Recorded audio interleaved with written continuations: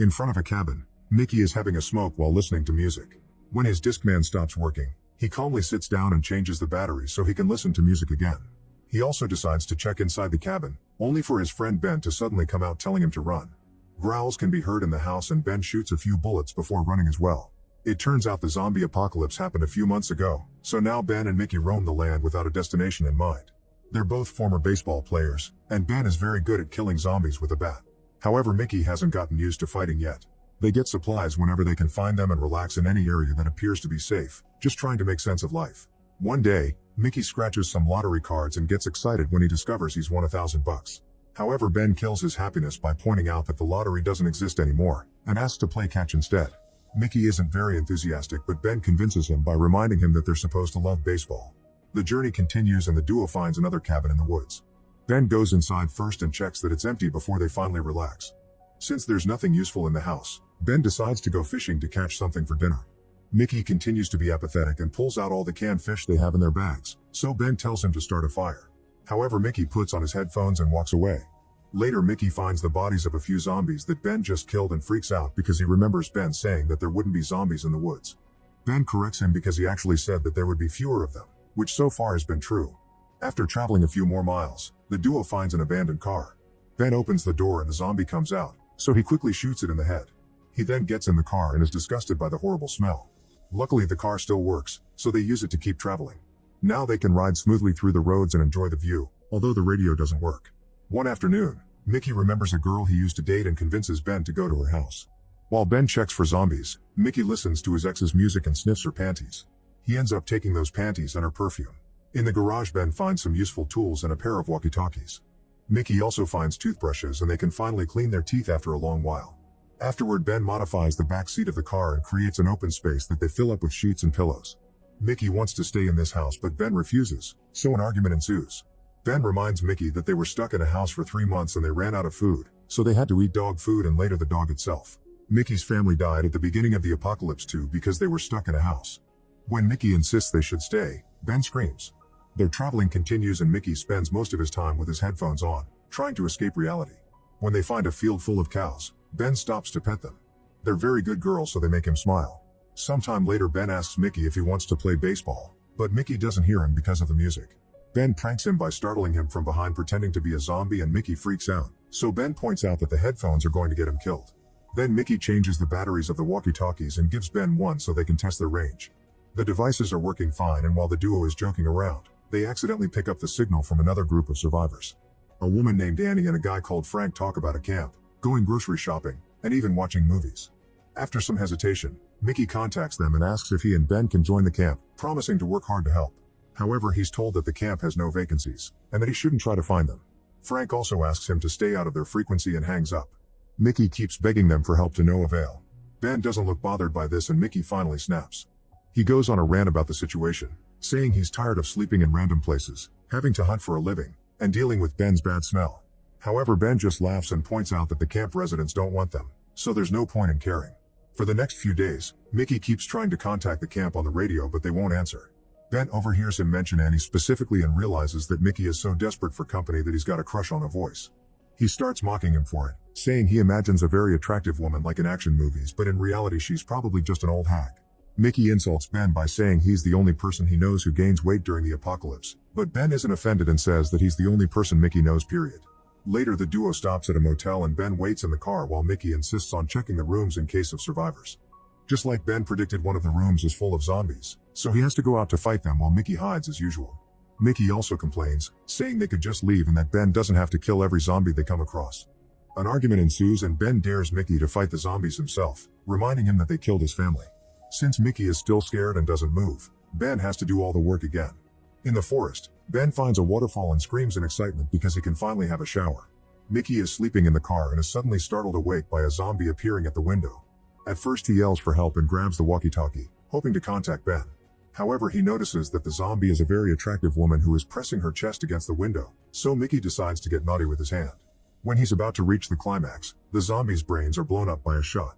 It turns out Ben is back, and when he sees what Mickey has been doing, he starts laughing like crazy and leaves, wanting to give his friend some privacy to finish. As the journey continues, the duo keeps finding random houses in the woods, but they are always empty. They have to drop the car because it runs out of gas. One day they find a building with a really nice bedroom, so Mickey announces that they're staying the night because he wants to sleep on a real bed and he won't take no for an answer. Then he starts unpacking, only to notice that his headphones are gone. Mickey rushes outside and finds Ben making arrows while listening to music. When Mickey asks for his Discman back, Ben refuses to give it to him, saying that if Mickey wants to sleep inside a room with not much chance of escaping, then he can't be distracted. Ben is tired of having to fight for both of them and wants Mickey to have a wake-up call. Mickey pouts like a kid and throws the arrows to the ground in protest. During dinner, Ben teases Mickey for what happened in the car with the zombie girl, but Mickey ignores him and goes to the bedroom. He tries the walkie-talkie one more time and to his surprise, Annie answers. She says she'll get in trouble for talking to him and explains that the camp isn't as good as he imagines. Mickey insists he wants to go anyway since it'd still be better than sleeping in a tree. He also shares that he and Ben didn't really know each other and just were together on the team when the tragedy happened. Annie thinks Mickey whines too much and hangs up.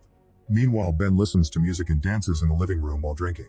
Suddenly he hears some weird noises and goes to investigate.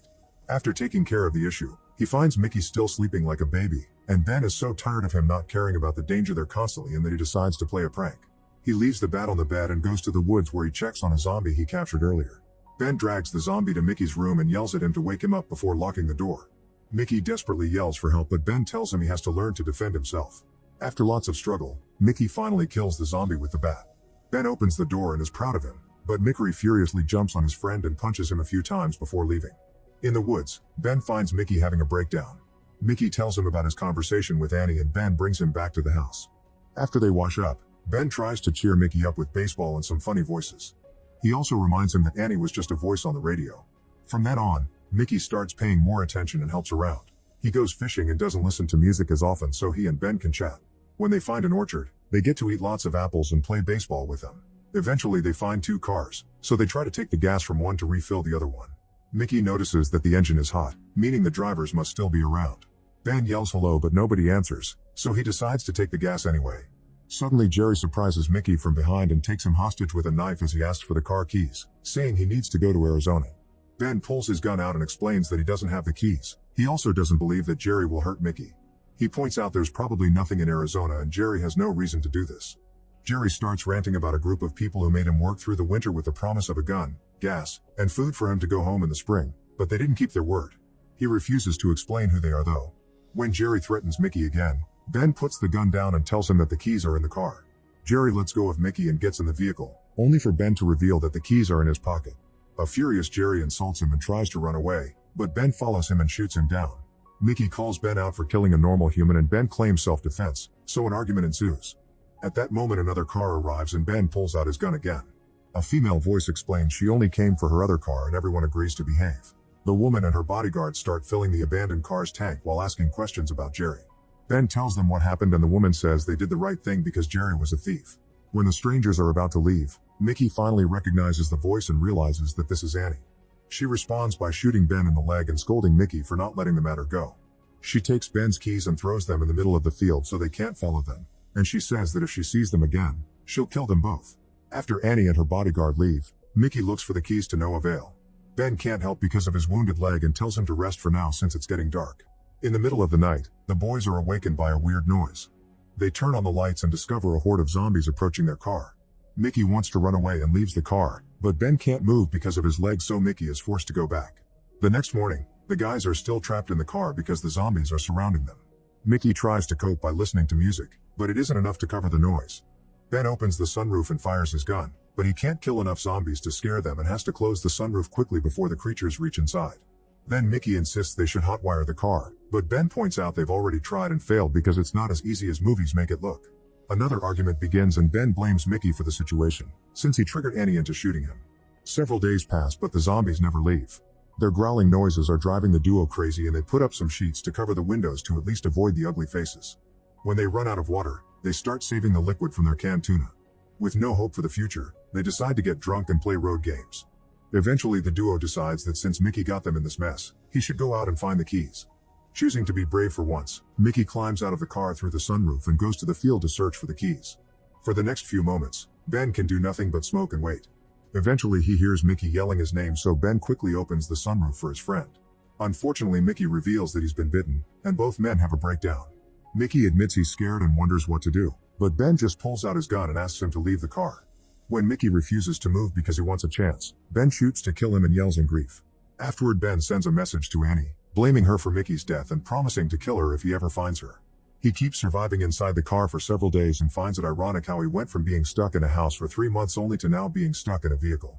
Eventually he gets tired of living like this and decides it's time to try to survive outside again. He puts on Mickey's headphones